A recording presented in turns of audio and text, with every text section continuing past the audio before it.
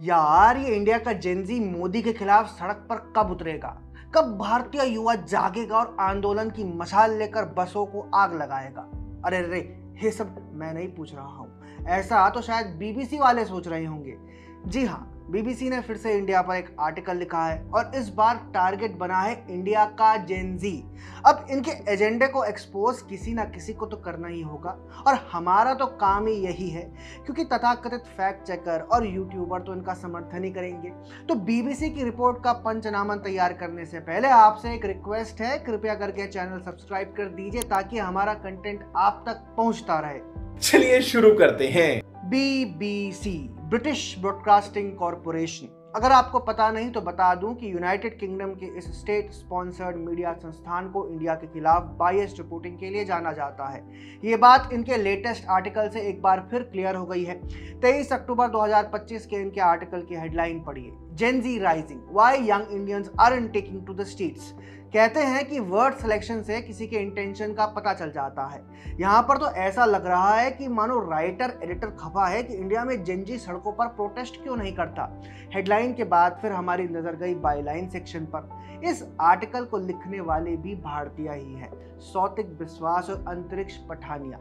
दोस्तों, आजकल ये नया ट्रेंड चला है, अगर भारत के खिलाफ कुछ कंट्रोवर्शियल लिखना हो तो किसी इंडियन को पकड़ लो और मार्केट में सबीर भाटिया जैसे ब्राउन सिपाहीज बड़े सस्ते में मिल जाते हैं। खैर, हमने बीबीसी का पूरा आर्टिकल पढ़ा, फिर पढ़ने के बाद मन में सवाल भी आया कि इस कबाड़ को लिखने के लिए दो व्यक्तियों की क्या आवश्यकता थी।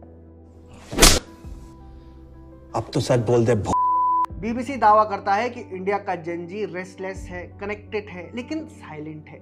मतलब नेपाल में युवा सरकार गिरा दे तो रेवोल्यूशन, और भारत में यूथ काम करे, वोट करे, स्टार्टअप्स खड़े करे तो साइलेंस। Very interesting. लेकिन शायद बीबीसी भूल गया है कि भारत में चेंज सड़क पर नहीं, सिस्टम के अंदर से आता है।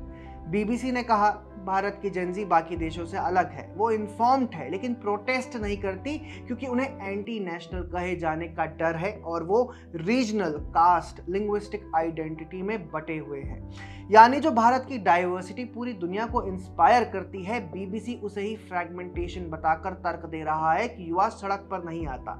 ये वही पुरानी कॉलोनियल लेंस है जहां यूनिटी की डेफिनेशन वही है जो लंदन वाले तय करें। बीबीसी को ये नहीं समझ आता कि भारत का यूथ रिवॉल्यूशन नहीं चाहता, वो इवोल्यूशन चाहता है, sustainable change, not chaos. BBC ने नेपाल, बांग्लादेश, मेडागास्कर के उदाहरण दिए कि वहां के यूथ ने करप्शन और इनइक्वालिटी के खिलाफ सरकारें गिरा दी और सवाल उठाया, भारत में ऐसा क्यों नहीं? क्योंकि भारत में लोकतंत्र ट्विटर ट्रेंड से नहीं चलता। यहाँ हर 5 वर्षों में बैलेट बॉक्स जनता को असली पावर देता है। नेपाल, बांग्लादेश में जहाँ इंस्टेबिलिटी ही नॉर्म है, भारत में डेमोक्रेसी हर स्टॉर्म झेलकर भी खड़ी है। और वही बीबीसी को खटकता है, उन्हें रेवोल्यूशन चाहिए, स्टेबिलिटी नहीं, क्योंकि शायद स्टेबल इंडिया इन्हें शुरुआत से ही नहीं पसंद।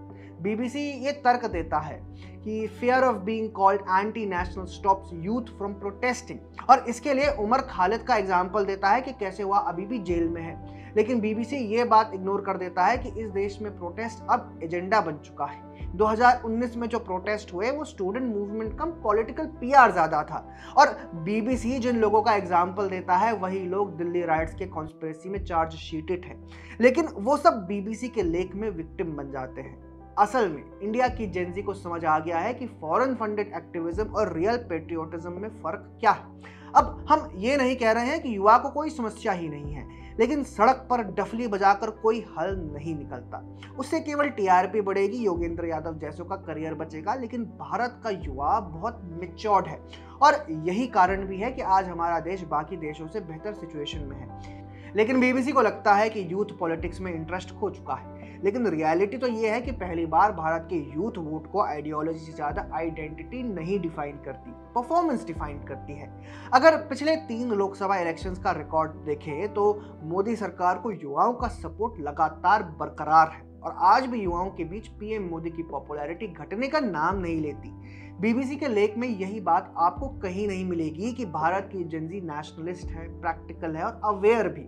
फिलहाल तो वह किसी भी तरह का चेंज नहीं चाहती है, लेकिन अगर चाहेगी भी तो स्टेबिलिटी के साथ करेगी, किसी फॉरेन फंडेड प्रोटेस्ट के झांसे में आकर नहीं। तो बीबीसी के लिए पैम्फलेट वालों का यही जवाब है, भारत की जनजी चुप नहीं, जागरूक है और ये एंटी नेशनल के टैग से नहीं डरती बल्कि प्रो इंडिया होने पर गर्व करती है।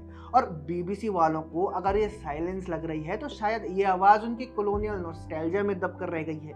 India's Gen Z doesn't need to shout because their success already speaks louder than BBC's journalism.